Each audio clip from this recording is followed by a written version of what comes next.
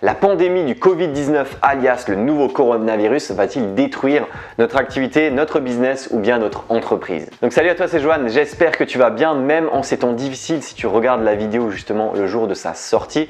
Dis-toi juste une chose, c'est que cette vidéo fait suite à la vidéo précédente où j'ai tout simplement présenté le coronavirus, qu'est-ce que c'est, d'où ça vient, qu'est-ce qu'il faut faire pour réussir à lutter contre la pandémie parce que finalement chacun d'entre nous on a notre rôle à jouer pour que justement ça se passe mieux.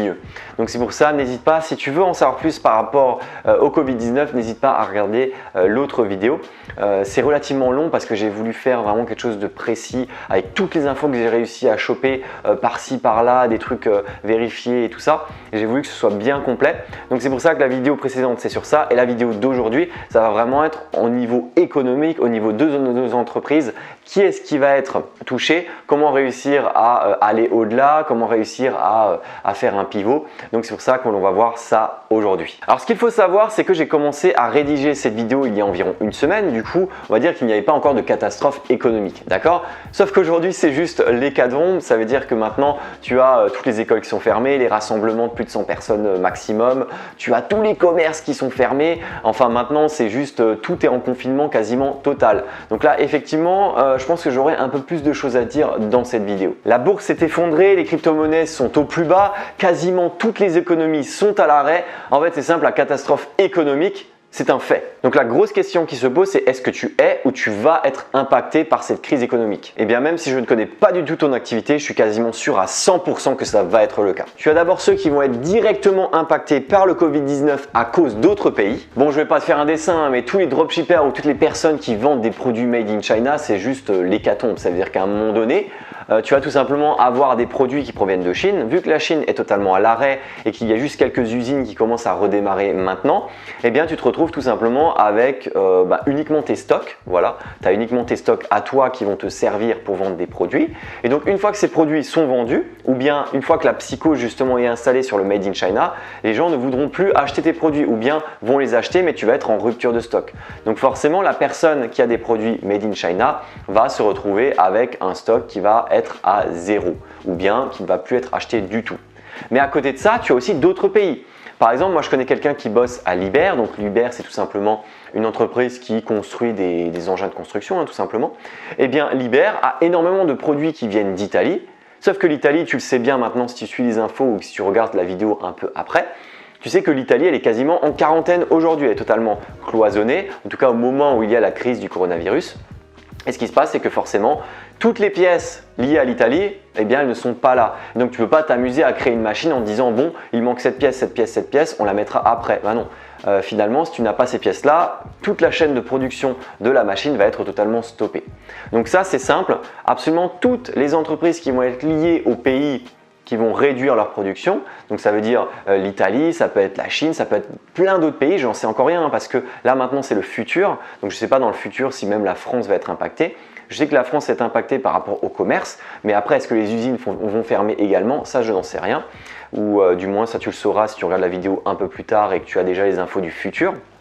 Mais ce qui est sûr, c'est que dès que tu as une entreprise qui est liée à des entreprises d'autres pays, eh bien potentiellement tu peux être touché, surtout si c'est la Chine, l'Italie ou un pays qui va avoir les mêmes restrictions. Deuxièmement, tu as ceux qui vont être impactés directement par le Covid-19 en France. Alors là, je ne vais pas commencer à t'énumérer l'ensemble des activités qui vont être impactées, mais assez rapidement, tu peux te dire « Ok, déjà, l'État a mis en place une restriction des événements de plus de 100 personnes. Donc déjà, tu te dis, l'événementiel, c'est mort. C'est-à-dire que l'événementiel, là, c'est juste mort. Tout ce qui est salle de spectacle, cinéma, tout ce qui est concert, spectacle humoristique. En gros, tous les rassemblements, tous les événements, que ce soit à l'intérieur ou à l'extérieur, tout ça, c'est mort. On le sait très bien, je crois que c'est le marathon de Paris qui a été décalé, tu as des marathons qui ont été annulés, donc course à pied au niveau des concerts, spectacles humoristiques. La quasi-totalité des trucs ont été annulés là sur les semaines, voire les mois à venir. Et tu as, bon, c'est assez dommage, mais tu as pas mal de créateurs, genre des humoristes ou autres, ils ont carrément toute leur tournée qui est foutue à la poubelle. Et effectivement, ça les impacte directement, ça c'est sûr. Bien après, bien entendu, tu as tout ce qui est lié au commerce, puisque finalement, la fréquentation va diminuer. Alors là, au moment où je tourne cette vidéo, eh bien, je viens juste de voir sur le téléphone que finalement, le Premier ministre Édouard Philippe a même mis en place une nouvelle mesure de fermer tous les lieux publics qui ne sont pas indispensables à la vie de tout le monde. Donc, je n'ai pas regardé précisément quel type de lieu ça peut être, mais j'imagine qu'à part tout ce qui est lié à la nourriture, aux soins ou autres, par exemple tout ce qui est administratif, à part si c'est indispensable, ça peut être fermé. Donc c'est à dire que tous les business qui vont être liés à du commerce qui n'est pas indispensable, donc par exemple de la vente de textiles, vente de vêtements, je ne pense pas que ce soit considéré comme indispensable dans le principe. Donc c'est pour ça, tous ces commerces-là vont être impactés, ça c'est sûr. Mais moi, ce qui me fait aussi rire, c'est que faites juste attention. C'est-à-dire que toi, si je te présente ça, pareil, quand je te dis il ne faut pas avoir de psychose, c'est que c'est pas parce que je te dis que les commerces vont fermer qu'il faut absolument acheter pour 15 kilos de pâtes. Je pense que tu as dû le voir sur Twitter, sur TikTok et tout ça. C'est assez hallucinant. Tu as des gens qui ont acheté des rations pour l'année entière. Alors déjà de 1, on n'est pas en guerre, on n'est pas en bombardement, ok, là potentiellement il peut se passer des choses pendant peut-être quelques semaines, voire 1, 2, 3 mois, mais je pense que ce ne sera pas pour autant que tout sera fermé.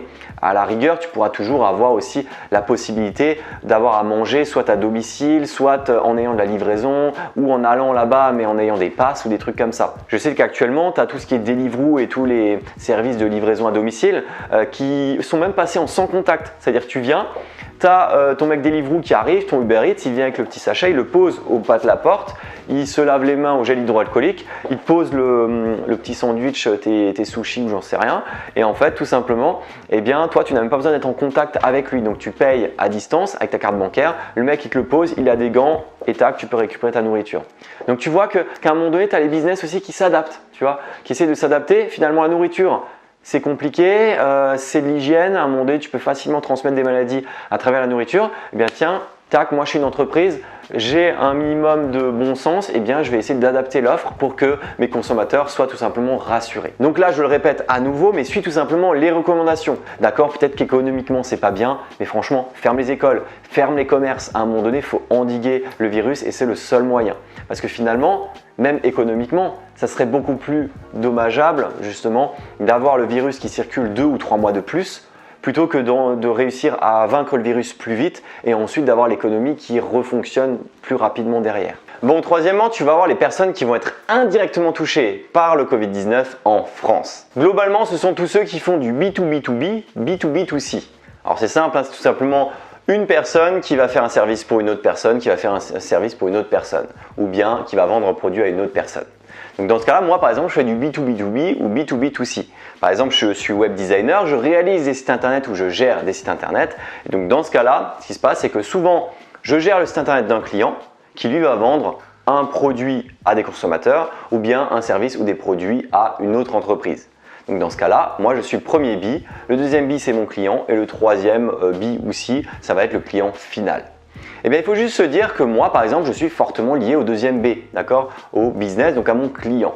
Donc si mon client lui il est affecté directement par le Covid-19, par la crise, eh bien dans ce cas-là, moi aussi je vais être affecté.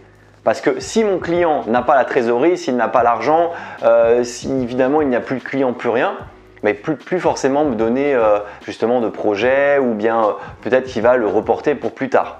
Parce qu'à un moment donné, il ne va pas continuer à payer justement le prestataire si lui-même n'a plus de trésorerie. Donc très important, si on prend par exemple les agences de voyage, à ton avis, franchement ce secteur d'activité, est-ce que tu as forcément envie de voyager en sachant qu'il y a une crise mondiale actuellement, quand tu sais que les États-Unis refusent maintenant l'arrivée des Européens, que le nombre d'avions en Chine avait diminué, mais genre juste énormément, drastiquement diminué.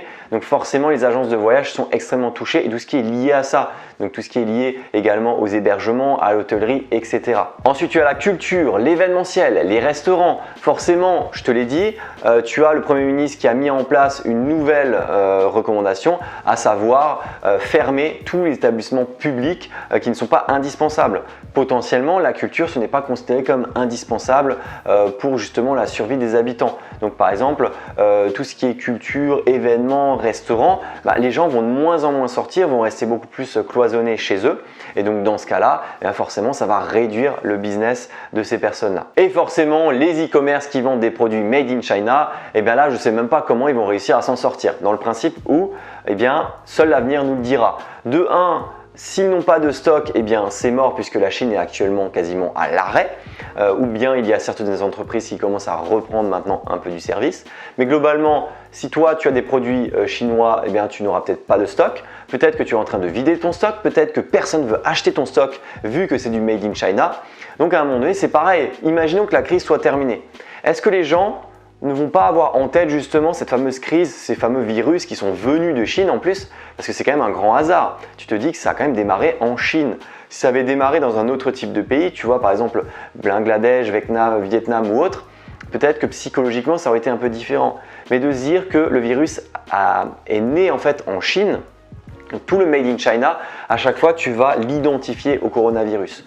Donc potentiellement, il va y avoir une psychose comme ça ambiante et le Made in China va être justement déclassé lorsque l'on aura envie d'acheter des produits. Donc dis-toi juste une chose, c'est que finalement, même si tu n'es pas touché directement par la crise du coronavirus, eh bien tu peux être touché indirectement à travers tes propres clients. Et pour finir, quels vont être les business qui vont pouvoir profiter du confinement lié au Covid-19? Eh bien, je pense que tu le vois de très loin.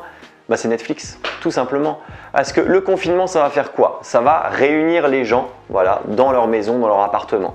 Ok, il va falloir s'occuper maintenant, pendant peut-être quelques semaines, quelques mois. Donc à un moment donné, alors que je dis quelques mois, normalement c'est peut-être 2 mois, 3 mois maximum. Mais dans le principe, tu te dis comment maintenant réussir à t'occuper toi, voilà, ou bien t'occuper avec tes enfants.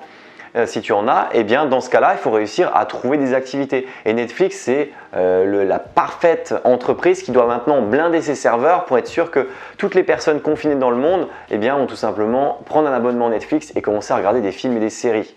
Donc forcément, Netflix, ils ont bien joué le jeu. Maintenant, ils commencent à faire de la pub dessus parce qu'à un moment donné, eh bien, c'est ceux justement qu'on va vouloir toucher en premier. On va être en confinement, tac, j'ai envie de regarder une série ou un film. À côté de ça, tu en as d'autres qui ont aussi profité de l'événement pour proposer des bonus ou bien des bons de réduction, à savoir Pornhub. Pornhub, voilà, bon, c'est un sujet un peu tendancieux, mais tu dis qu'ils ont offert tout simplement la version premium à l'ensemble des Italiens. Vu que le pays est actuellement en confinement total, eh bien, ils se sont amusés, voilà, coup marketing, on va donner tout simplement le compte premium à tous les Italiens. Et ça, d'une certaine manière, c'est très astucieux, puisque finalement, tu vas donner comme ça un bonus au niveau de ton activité que tu vas pouvoir filer. Ça va te créer un coup de pub et ça va être ultra intéressant. Alors après, par contre, il faut aussi faire attention. Il ne faut pas faire un bad buzz parce que là, je trouve que c'est plutôt du bon buzz parce que ça paraît légitime. Par contre, par exemple, j'avais un apprenant qui était dans l'hygiène médicale. Il vendait des produits là-dedans et il m'a présenté son concurrent qui a fait une vidéo sur le coronavirus et les masques. Là, par contre, je trouvais que c'était abusé, que c'était de la mauvaise pub. Finalement, il a fait un montage. Oui, si vous voulez ne pas mourir avec le coronavirus, eh bien, achetez nos masques pour vous protéger. Et ça, je trouve que par contre, ça crée une psychose, ça crée une mauvaise ambiance finalement. Et je trouve que c'est pas forcément positif. Donc, si jamais il faut faire justement des sortes de campagnes marketing et profiter de ça, profiter de cette crise-là. Il faut le faire mais astucieusement. Il ne faut pas le faire, voilà, business is not only business si tu veux. À un moment donné, il y a quand même de l'humain qui est censé rentrer en compte, tu vois. Mais ce qui est sûr, c'est que de manière plus générale, ça va être, on va dire, toutes les activités qui se font en confinement qui vont vraiment fonctionner le plus. Ça peut être la télé, les séries, les films, YouTube, ça peut être également du bricolage, ça peut être du DIY, ça peut être des jeux de société, des jeux vidéo.